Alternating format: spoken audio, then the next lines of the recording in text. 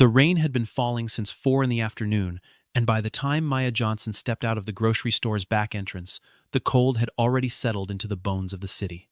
She was 17 years old, and she had the kind of tired behind her eyes that belonged to people twice her age, the kind that sleep could not fix, because it did not come from exhaustion, but from a life that asked too much of a person too young to carry it. She pulled her uniform apron off and stuffed it into her bag without breaking stride, turning up the collar of her thin jacket against the wind. The night shift ended at 9. The bus home left at 9:15. If she missed it, the next one wasn't until 10:45, and her mother would lie awake in the dark, worrying, which was the one thing Maya could never afford to let happen. The East Side neighborhood where she lived was the kind of place that appeared in news reports only when something bad occurred there. The streets were narrow and the buildings were old, and the people who lived there had learned to exist within the margins, to patch what broke, to stretch what was thin, to smile at neighbors they passed in hallways that smelled of mildew and cooking oil. Maya had grown up in apartment 411 of the Callaway Arms, a building whose name suggested a grander past. The elevator had not worked in 3 years. The superintendent replaced it each season with a different excuse. By now, nobody asked anymore. They simply climbed. Maya climbed every evening with her uniform smelling of bleach and her backpack full of textbooks, and she never once let herself think about whether any of it was fair. Her mother, Patricia Johnson, had been sick for 2 years. The diagnosis had come on a Tuesday, read aloud in a doctor's office that smelled of antiseptic and paper, and it had rearranged their lives the way a flood rearranges a house completely, with no respect for what had been there before. Patricia had worked 2 jobs before the illness: days at a laundromat, evenings cleaning office buildings downtown. Now, she worked 0. The medications that kept her stable cost $140 a month after insurance, which was money that arrived in the apartment with considerable difficulty and departed it with great ease. Maya's younger brother, Darius, was 11 years old and in the 6th grade, and the other boys at his school had already begun to notice that his sneakers were the same pair he'd worn since September, and that his lunch was always a peanut butter sandwich, while theirs came from home in insulated bags. Darius never told his mother or his sister about the comments, but Maya knew anyway, because she had learned to read the particular silence a child carries when he has been made to feel small. She helped. She helped in all the ways that a 17-year-old with 15 hours of school per week and 3 afternoon shifts at the grocery store could help. She helped Mrs. Caldwell on the 3rd floor carry her shopping up when she saw her at the mailboxes. She helped by eating less than she was hungry for at dinner so that Darius could have the last of the rice. She helped by staying up until midnight with her algebra homework because she understood, with the clarity of someone who has no other options, that education was the only door that opened from the inside. She helped, and she did not complain about it because complaining required a kind of energy she had decided to spend elsewhere. 3 blocks away, in the back of a black sedan with tinted windows and a heated interior, Richard Coleman was on the phone with his attorney, and not particularly interested in what the attorney was saying. Richard was 54 years old, the founder and chief executive of Coleman Technologies, a company that managed infrastructure software for 11 of the 30 largest banks in the country. He was, by every measurable standard, a success. He was also, by most personal ones, a man in the middle of being hollowed out. The lawsuit his attorney was describing involved a former executive vice president named Gerald Marsh, who had spent 4 years sitting at Richard's right hand in board meetings, and another 18 months quietly siphoning client data to a competitor. The betrayal had not merely cost Coleman Technologies money. It had cost Richard the particular kind of trust that, once spent, does not return. He had trusted Gerald.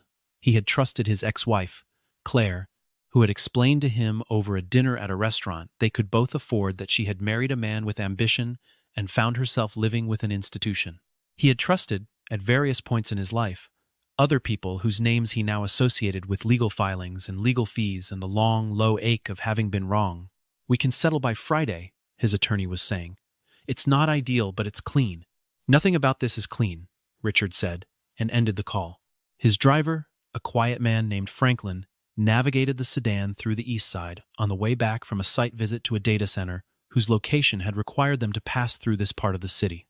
Richard had been in the back of this car for 11 years, and had passed through neighborhoods like this one dozens of times, and had, for most of those times, looked at them without truly seeing them. Tonight, something made him look. Perhaps it was the rain. Perhaps it was Gerald Marsh's face, still vivid in his mind from the deposition that afternoon.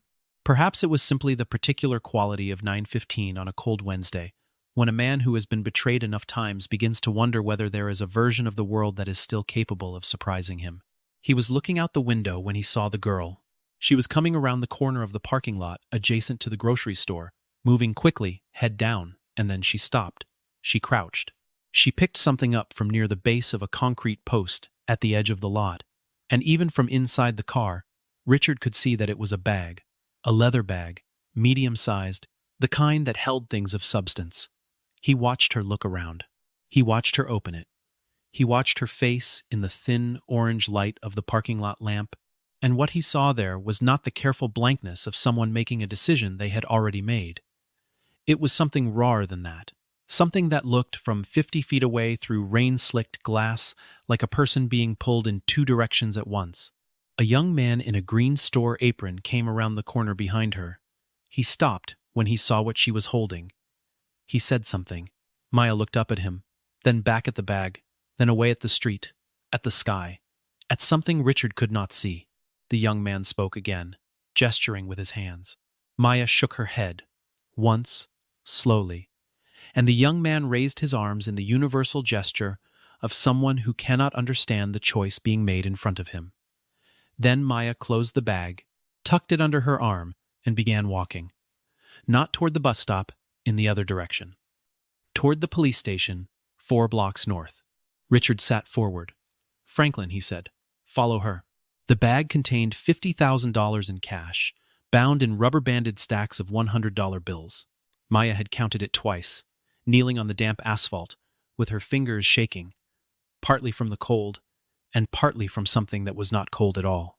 She had looked at the money and thought of her mother's medication, and thought of the electric bill that was 43 days past due, and thought of Darius's sneakers, and thought of the heating unit in the apartment that rattled and groaned and, according to the landlord, was not the landlord's responsibility to fix. She had thought all of these things in approximately 15 seconds, which was how long it took her to go from discovery to standing. Then she had stood up. Then she had thought of who she was, and who she had decided to be. And those two things had weighed more than $50,000. They had always weighed more. She did not fully understand why. She only knew that they did. Marcus, her coworker, had looked at her like she was the strangest thing he had ever encountered. "Maya," he said, "nobody has to know." "I would know," she said. She walked the 4 blocks to the East Side precinct with the bag under her arm and the rain coming down in a fine, cold mist, and the $50,000 pressing against her ribs in a way that felt significant and final. Inside, she placed the bag on the front desk and told the officer on duty what she had found and where she had found it. The officer, a heavy-set man named Sergeant Brooks, who had been processing paperwork for 6 hours and expected nothing remarkable from the remainder of his evening, looked at her for a long moment. Then he opened the bag. Then he looked at her again. "You didn't have to bring this in," he said. "Yes, I did," Maya said. "There's a finder's fee. If the owner doesn't claim it within 90 days, a portion." "I don't want anything," Maya said. She was already turning toward the door. "Just make sure it gets back to whoever lost it." Sergeant Brooks watched her go. Then he looked at the bag on his desk. Then he did something he had not done in the 4 years he had been stationed at the East Side precinct. He wrote the incident up with a note attached that read, simply, "This girl was extraordinary." Richard Coleman, sitting in his car half a block from the precinct entrance, had watched Maya walk in. He had watched her walk out 7 minutes later, without the bag, without anything in her hands, moving at the same brisk, purposeful pace as before.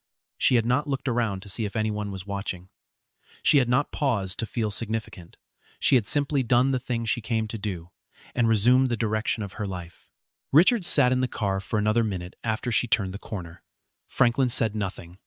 Franklin had learned, in 11 years, when not to say anything. "Take me home," Richard finally said. And then, a moment later, "No. Follow her. From a distance. I want to see where she lives." He would think later about that instruction, about the precise moment when curiosity became something more purposeful, when the simple act of watching a girl return $50,000 became the first step in a much longer journey. At the time, he told himself it was just curiosity. At the time, he was probably wrong. The Callaway Arms looked, in the rain and the dark, exactly like what it was, a building that had been promised something better and never received it. Richard looked at the crumbling facade, at the windows where light leaked around the edges of curtains, at the front steps where someone had attempted to repair a cracked concrete riser with a piece of plywood that was now warped and soft from weather. He looked at all of this through the car window and said nothing, because there was nothing adequate to say. He had passed buildings like this one his whole life. He had simply never stopped to think about the people inside them, not their specific gravity, not the weight of what they carried up those stairs every evening, not the precise dimensions of a life lived between the cost of medication and the cost of keeping the lights on. He told Franklin to park. He sat for another hour. Through the window of apartment 411, he could see the glow of a single lamp and, once, the silhouette of a woman moving slowly across the room, and then Maya's profile, as she stood at what must have been the kitchen counter, and then nothing, just the light and the rain and the long dark of the city doing what cities do. He did not know what he was looking for. He only knew that something in him, something that had been going quiet for years, rusted shut by disappointment and litigation, and the accumulated evidence of other people's selfishness, had been struck, lightly but precisely, like a tuning fork, and was humming at a frequency he had not heard in a long time.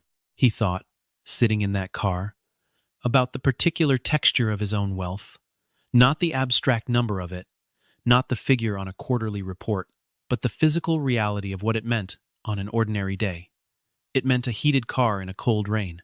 It meant that when something in his apartment broke, a person arrived within the hour to fix it, and he never had to think about who that person was or how they had spent the rest of their day. It meant that the worst things that happened to him happened in conference rooms and courtrooms, not in kitchens or hospital waiting rooms, and that even there, he was surrounded by people whose entire professional purpose was to absorb the damage on his behalf. He had never questioned any of this. It was simply the texture of his life, the way cold was the texture of Maya Johnson's. He sat with this thought long enough that it stopped being comfortable, which was probably the first time in many years that a thought had managed to do that. The lamp in 411 went out at 10:47. The building's single security light, mounted above the entrance, buzzed and flickered in the rain. Richard told Franklin to take him home. In the car, Franklin asked nothing. Richard offered nothing. But somewhere between the Callaway Arms and the glass tower where he lived, something had shifted quietly, irreversibly in the architecture of what he understood himself to owe the world. He came back the next morning, differently dressed. He had sent Franklin home and taken a cab to a thrift store on Weston Avenue, where he purchased a canvas jacket, worn jeans, and a pair of scuffed boots. It was not a sophisticated disguise. It was simply the clothing of someone unremarkable, someone who would not be noticed outside a grocery store in the East Side, which was exactly what he needed. He sat on the low wall across from the store entrance for 40 minutes, and then Maya came out on her break, carrying a paper bag with her lunch, and she sat on the same bench she apparently sat on every day, in the cold, eating a sandwich. He approached her with his hands in his pockets, and what he hoped was an expression of sufficient harmlessness. He had not spoken to a stranger in this way without the buffer of his name, his title, his office in longer than he could clearly remember. "Excuse me," he said. "I'm sorry to bother you. Is that bench could I sit?" Maya looked up at him, assessed him the way people who have grown up in places like East Side learn to assess strangers, and slid to one end. "It's a free bench," she said. He sat. They were quiet for a moment. He was trying to figure out how to manufacture a natural conversation, and was not succeeding. Maya finished half her sandwich and glanced at him sideways. "You hungry?" she said. He blinked. "What?" "You keep looking at my sandwich. I've got another half." She held it out without waiting for his answer, and the gesture was so direct and so entirely without performance that something in his chest moved in a way he had not been prepared for. He took the sandwich. He ate it. It was turkey and mustard on bread that had been bought from the day-old rack, and it was the best thing he had eaten in months, which said something he would have to think about later. When he handed her back the wrapper, he said, "You didn't have to do that." Maya shrugged. "My mom always said you share what you have, even when you don't have much." She paused, especially then. The temperature dropped as they sat, and Richard noticed the jacket she was wearing. Thin canvas, no lining, the collar turned up against a wind it was not designed to resist. Without planning it, without any strategy at all, he said, "You should have a warmer coat than that." Maya looked at him, and something in her eyes was not offended, but simply honest. "I know," she said. "It's on the list." She stood, gathered her trash, and headed back toward the entrance. She stopped and turned. "You get cold. The store's warm. They don't mind if you sit in the front corner for a while." Then she went inside, and Richard sat on the bench in his thrift store jacket and felt, for the first time in a very long time, that he had been seen by someone who was not looking for anything from him. That evening, back in his office, on the 22nd floor of the Coleman Technologies building, one of his senior directors, a sharp-faced man named Victor Hale, knocked and entered without being asked. Victor had been with the company for 9 years and had built, over those 9 years, a careful architecture of loyalty that was, upon closer inspection, made entirely of self-interest. "I heard you were in the East Side yesterday," Victor said. "And today, one of the drivers mentioned it." "Franklin is the only driver I use," Richard said, without looking up. "Regardless, people are curious. You were seen near the precinct, and then near some apartment building, and now apparently near a grocery store." He paused. "Is there something going on I should know about?" "No," Richard said. "There's a girl," Victor said. It was not a question. His sources were evidently thorough, young, black, works at the store. He allowed a small, careful smile. "Richard, you know how it looks." "It doesn't look like anything," Richard said, and this time he did look up. "And if I hear that you've said anything to anyone about this, I will consider that a significant violation of the trust I've extended to you." He held Victor's eyes for a moment. "You may go." Victor went. But the particular way he left the controlled movement of a man storing information for later use was something Richard should have paid more attention to. He knew how to read people when they were in front of him. The problem was that he had spent too many years trusting the people around him to behave like people rather than instruments, and the lesson had not yet fully taken hold. The discovery came 3 weeks later, during a routine audit of historical HR records that Richard had ordered as part of the internal cleanup following the Marsh lawsuit. A name appeared in a file from 7 years ago. Marcus Johnson, an IT technician, middle level, terminated for alleged misappropriation of proprietary data. The termination had been swift and undocumented in the ways that mattered: no formal investigation, no legal proceedings, just a letter and a security escort, and a man who had worked for Coleman Technologies for 6 years, walking out of the building with a box of his belongings on a Tuesday afternoon. The accusation had come from a senior director who had been in charge of the IT division at the time. Richard looked at the name of the director, and his stomach turned. The name was Victor Hale. He dug deeper, because Richard Coleman, whatever his failures as a husband and a human being, had never been afraid of what he might find when he started looking. What he found was this: Marcus Johnson had not stolen anything. The data transfer logs that Victor had cited in the termination letter had been misrepresented, timestamps altered, file sizes inflated, the whole thing constructed with the kind of careful attention to detail that only becomes visible when you know what you're looking for. Victor had needed a scapegoat for a data breach that had, in fact, been his own error, and Marcus Johnson had been available, middle level, and in possession of no particular protection. Marcus had lost his job. He had lost his reputation. He had, according to a brief employment record that Richard found in a subsequent search, never worked in technology again. He had died 4 years later of a heart attack in a hospital at the age of 41. Maya Johnson. Marcus Johnson. The math was not complicated. Richard sat with this knowledge for 2 days before he did anything. He sat with it the way you sit with something that has the potential to change the structure of your life, carefully, at a distance, feeling the edges of it before you decide to pick it up. He had not known Marcus. He had not ordered his firing. He had been, by the standards of the law, and perhaps of a narrow moral accounting, uninvolved. But he had built the company. He had hired Victor Hale. He had created the environment in which a man like Victor could do what he had done. And Maya Johnson was making sandwiches on a day-old bread rack and going home to a sick mother in a building with broken stairs, and these two facts were related. He could not unknow this. He was still sitting with it when Victor made his next move. The accusation appeared first as a rumor, the kind that travels through an organization via tone and implication before it arrives in formal language. By the time it reached Richard, it had already reached the store manager at Maya's workplace, that a young woman named Maya Johnson had been observed taking merchandise without paying, that there was camera footage, that an investigation was pending. There was no footage. There was no investigation, not a real one. There was only Victor Hale, who had decided that the most efficient way to prevent whatever Richard was doing from becoming a problem was to eliminate the person at the center of it. Maya was fired by phone call on a Thursday afternoon, given 10 minutes to collect her things, and escorted out by a manager who looked as though he would rather be anywhere else. 2 days later, a letter arrived at apartment 411 of the Callaway Arms from their landlord. 60-day notice to vacate. No reason given. Richard would later confirm that the landlord had received a call from a business contact about certain code violations that, if reported to the city, would trigger an inspection. The call had come from a number registered to a holding company that traced back through 3 layers of corporate structure to a subsidiary that Victor controlled. Maya sat on the floor of her kitchen with the letter in one hand and the phone call she had just received replaying in her head, and for the first time in 2 years of carrying everything, she cried.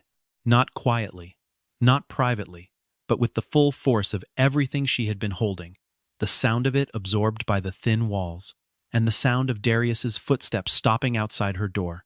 She pressed her back against the cabinet and let it come. Darius pushed the door open and sat next to her without saying anything, and that was worse and better simultaneously.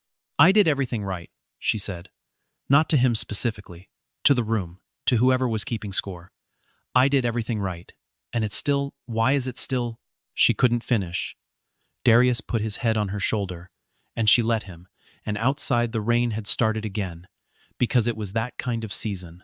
Richard arrived at the Callaway Arms the following evening, not in the thrift store jacket but in his own coat, in his own car, with no disguise and no strategy except the truth. He had spent 48 hours doing what he did when he needed to understand a problem completely, gathering information, tracing connections, documenting everything. He had also, at some point during those 48 hours, stopped thinking about this as a problem to be managed and started thinking about it as a debt that needed to be paid. These were different things. The first was professional. The second was personal. Maya opened the door and looked at him for a long moment. She recognized him, or recognized something, perhaps the quality of stillness in his face, the way it differed from the careful shuffle he had performed on the bench outside the store. She had always been better than most people at reading the difference between a person's surface and their actual center. You're not who you said you were, she said. It was not a question. No, he said. I'm not. He told her everything in the apartment's small living room, with Patricia resting in the bedroom and Darius pretending to do homework at the kitchen table, and clearly hearing every word. He told her about seeing her at the parking lot, about the police station, about following her home. He told her about the thrift store jacket and the bench and the sandwich she had shared with a man she believed was nobody. And he watched her face move through surprise and anger and something harder to name. And then he told her about the audit, about the file from 7 years ago, about Marcus Johnson and Victor Hale and what had been done, and the particular silence that follows the arrival of a truth that has been absent for so long it has become part of the landscape. Maya did not speak for a long time. When she did, her voice was level, which was more frightening than if it had not been. You knew, she said.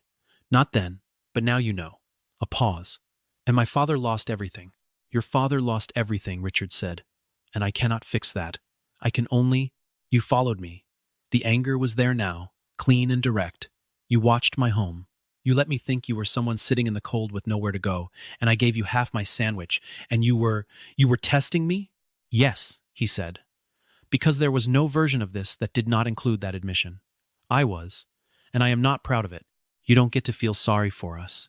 She stood, and her posture was not the posture of a 17-year-old girl in a difficult situation.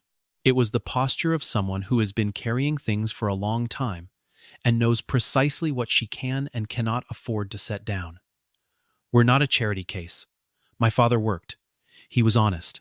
He was better than anyone who decided to throw his name away to protect their own mistake. Her voice broke at the end of this, only slightly, and she pressed it back into place. And now we're going to lose the apartment. And I lost my job. And you want to what? Write a check and feel better about it?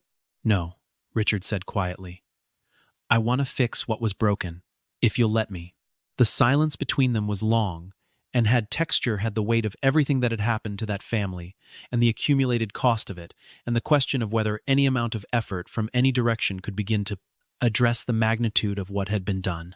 Richard sat in it without flinching. He had earned the discomfort, and he knew it. I don't know what letting you means, Maya finally said. It means letting me open the file, he said. Officially. In court. In the public record. So that what was done to your father becomes documented fact, and his name comes out of it the way it should have been all along. Patricia Johnson, who had been very quiet in the doorway for the last several minutes, said, You'd do that? For Marcus? Richard turned to look at her. I'd do it because it's right, he said, and because it's long overdue. The legal proceedings that followed moved with the particular momentum of things that have been dammed up for a long time and finally find their channel. Richard's attorneys filed a motion to reopen the Johnson termination case within a week of that conversation. The altered data transfer logs were analyzed by 3 independent forensic experts who agreed, in language that left no interpretive room, that they had been manipulated after the fact. Victor Hale, confronted with this finding in a conference room on the 18th floor of Coleman Technologies, remained calm for approximately 4 minutes, and then stopped being calm in a way that Richard's lead attorney later described as instructive. The termination of his employment was immediate. The criminal referral to the district attorney was filed the same afternoon. The hearing was held on a Thursday in March, in a courtroom that smelled of old wood and institutional cleaning products, and Maya sat in the 3rd row, with her mother's hand in hers and her brother on her other side, and a photograph in her jacket pocket. A photograph of her father in his work badge, taken in the first year of his employment at Coleman Technologies, when he had come home and showed it to Patricia, and said this was the beginning of something good. She had carried the photograph since she found it in a box in the closet at age 12, not fully understanding it, keeping it the way you keep something that feels important before you know why. Richard Coleman took the stand and said what he needed to say. He said it clearly, without the hedging language that corporate executives develop as a kind of professional reflex, without qualifications or distancing mechanisms. He said that Marcus Johnson had been wrongfully terminated. He said that the process had been corrupt. He said that he had not known at the time, and that not knowing had not protected Marcus or his family from the consequences of what was done in the company's name, and that he was sorry not in the legal sense, not as a liability management strategy, but in the plain and human sense of a person who understands that the world subtracted something from a family that it had no right to take. The courtroom was very quiet while he spoke. Maya watched him from the 3rd row and found, to her considerable surprise, that she believed him. The judge's ruling came that afternoon. Marcus Johnson's termination record was expunged. The official finding of misconduct was transferred from his name to Victor Hale's. The civil judgment that followed awarded the Johnson family a settlement that Patricia wept over in the parking lot outside the courthouse, leaning against the car with her hand over her mouth, saying, Marcus, Marcus, quietly, like an address she had almost forgotten. Maya held the photograph and did not try to stop the tears, and Darius stood with his hands in his pockets and looked at his shoes, and then looked at the sky, and then at his sister, and something old and tight in his face loosened in a way that made him look, for the first time, in a long time, like a kid. The photograph was not a professional portrait. It was a candid shot, slightly out of focus at the edges, taken in the break room of the Coleman Technologies building, on a day Maya did not know the date of. Her father was laughing at something off to the left of the camera, a real laugh, not the kind people perform when they know they are being photographed, but the involuntary kind, the kind that arrives before you can manage it. He was wearing a blue polo shirt, and his employee badge was clipped to his collar, and he looked, in that moment, like a man who believed in the place where he worked, who believed in the future he was building there, who had not yet had that belief methodically dismantled by the calculated dishonesty of a man who needed someone to blame. Maya had carried that photograph for 5 years without fully understanding what she was preserving. Now she understood. She was preserving the version of her father that existed before the world decided his integrity was an inconvenience. She was keeping him whole. Richard was standing near his car on the other side of the lot, watching the Johnsons without approaching, and he felt, at that distance, the full weight of what had been taken from them, and from him simultaneously, from them, a husband and a father, and 7 years of a life that should have been different. From him, the knowledge of what had been done in his company's name, the knowledge that ignorance had not absolved him, had simply meant that the debt accumulated unseen. He had learned, in the weeks since opening the file, that there were different kinds of culpability, the kind that required intent, and the kind that required only the refusal to look closely enough at what your power made possible. Victor Hale had the first kind. Richard had been living in the second kind for years, and the discovery of it was not comfortable, but it was honest. And honesty was the only currency he had left that still meant something. He waited, because he had learned in the past months how to wait, how to be present without imposing presence, which was a different skill than any he had previously needed. Maya looked up, across the lot, and their eyes met. She crossed the distance between them, and he did not look away. He would have been 52 this year, she said. My dad. I know, Richard said. I looked it up. She nodded, once, with the gravity of someone acknowledging something that cannot be undone, but can at least be acknowledged. You can't give us back what we lost, she said. No, but you did the next thing. She put the photograph back in her pocket. That matters. In the months that followed, the changes at Coleman Technologies were the kind that become visible slowly. The way a landscape changes with the seasons, not all at once, not dramatically, but in the accumulation of many small decisions that point consistently in a direction. Richard restructured the HR protocols. He implemented independent review processes for any termination at or above a certain level of seniority. He hired an ethics officer who reported directly to the board, not to him. He also established a scholarship foundation, the Marcus L. Johnson Foundation, designed to support students from the East Side and similar neighborhoods who were pursuing degrees in technology and engineering. The first cohort of recipients was announced in June. Maya was not on the list, because she had told Richard, directly and without apology, that she would apply through the normal process and be evaluated by the same standard as everyone else. He had tried not to smile, and had not entirely succeeded. She was accepted the following autumn to a university with a strong computer science program on the basis of her grades and her application essay, which a counselor later described as the most honest thing she had read in 20 years of reading application essays. In it, Maya had written about the night she found the bag, and about the moment on the parking lot asphalt when she had understood that the choice she made was not really about the money at all. It was about who she would be when the money was no longer the question, when it had been returned, and she was walking home in the rain without it, and still had to live inside her own skin for the rest of her life. She wrote that the hardest thing about integrity was not the decision itself, but the aftermath of it. The way the right choice often makes nothing easier, the way it demands that you commit to something invisible, something that doesn't pay the electric bill, or fix the heating unit, or keep the landlord from sending letters. She wrote that she had chosen it anyway, and that she would choose it again, and that she was not entirely sure whether this made her admirable or simply stubborn, but that she had decided those two things might be the same. Patricia Johnson's health stabilized over the winter, aided by access to a specialist and a treatment plan that the settlement made possible. She went back to work in the spring, not at the laundromat, not cleaning offices, but as a coordinator for a community health organization in the East Side that matched low-income families with medical. She was, her supervisor said at the end of her first month, the best hire they had made in a decade. Maya heard this and thought of her father, and felt, alongside the grief that never quite left, something she could only call pride, not for herself, but for the fact that her family had made it through a thing that was designed to break them, and had arrived on the other side, still themselves. Darius got new sneakers in February. He mentioned this once, casually, to Maya, and then did not mention it again, which was the most Darius thing he had ever done. Richard Coleman did not become a different person. That was not how people worked, and he was old enough to know it. He became, rather, a more honest version of the one he already was more willing to sit with discomfort. less certain that efficiency was the same thing as correctness, more aware of the particular blindness that comes with power. The way it allows you to look directly at a system you have built and not see its consequences for the people at its edges. He still ran a company. He was still, by temperament, a person more comfortable with data than with conversation. But he had learned something in those months of watching and following and being wrong about what watching and following would teach him, and the learning had left a mark.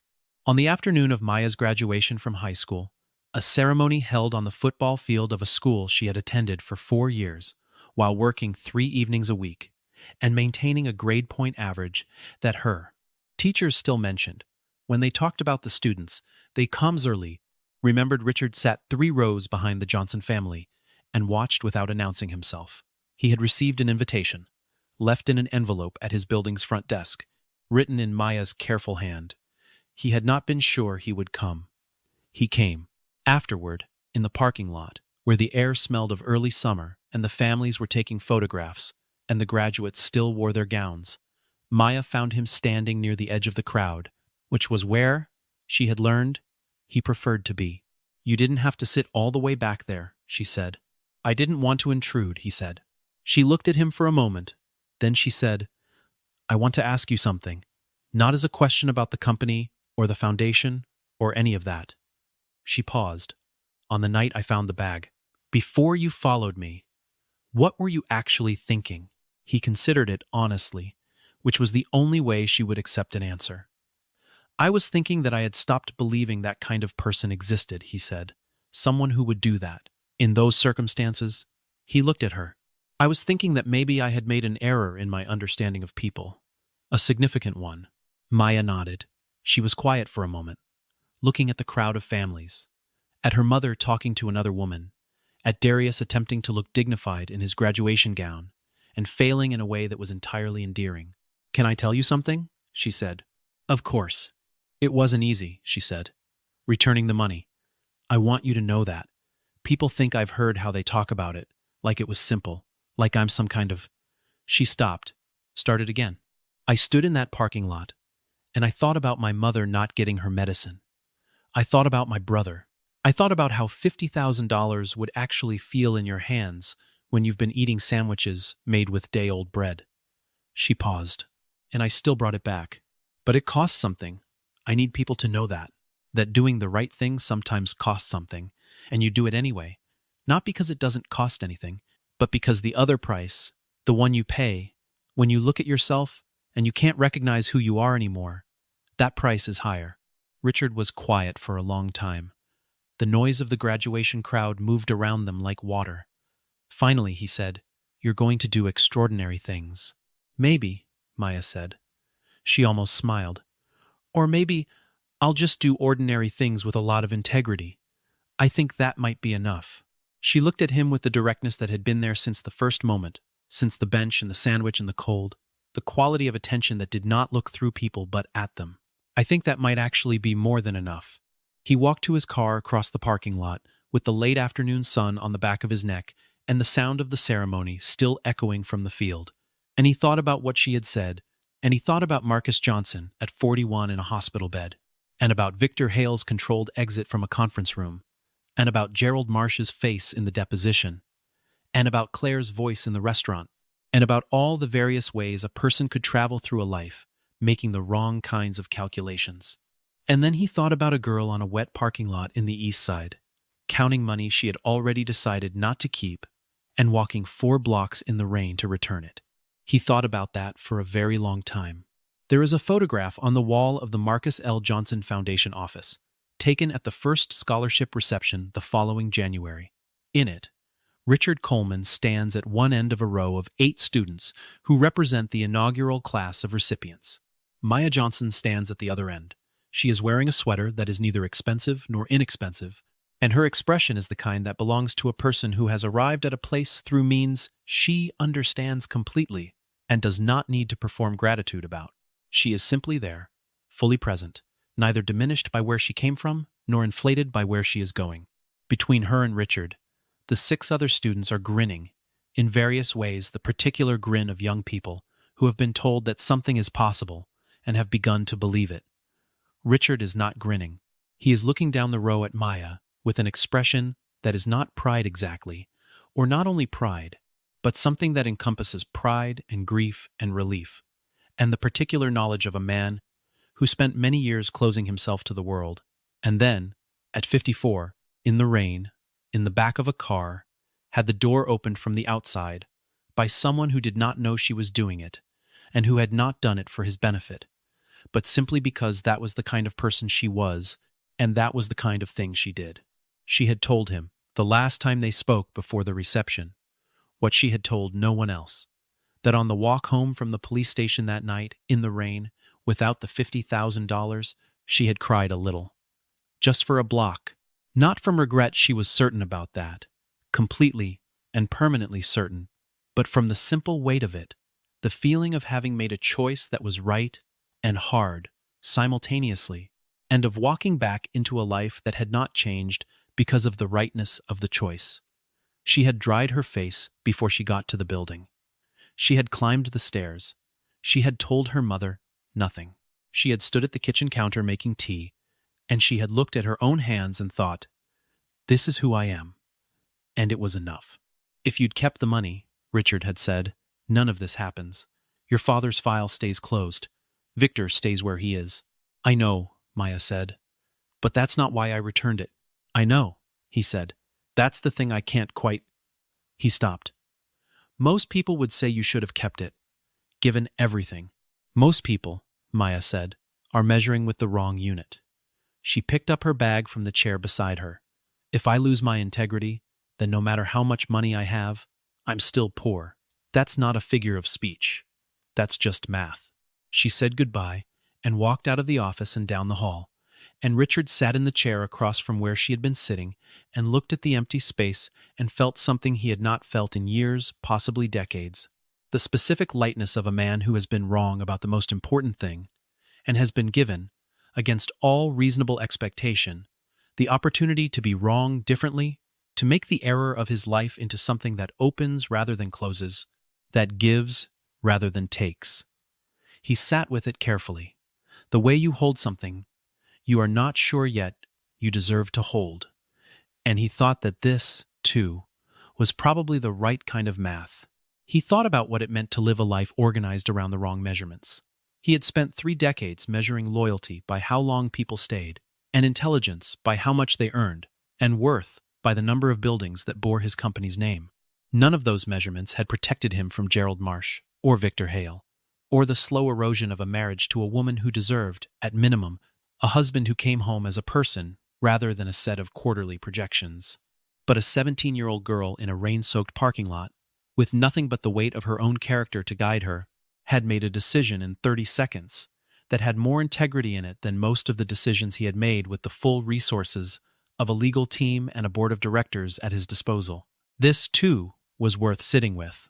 Outside, the city moved through its afternoon, indifferent and various, and full of its ordinary miracles, the people passing through it, choosing in the small ways that add up, in the end, to everything. A girl who returned money she desperately needed. A man who followed her into the truth of what he had built. A father's name restored to the record. A family changed not by luck, but by the accumulated weight of choices made in parking lots and police stations and apartment kitchens and courtrooms, choices that cost something real and were made anyway, because some people have decided quietly, without announcement, in the unremarkable middle of an ordinary evening, that this is who they are, and that is enough. It has always been enough.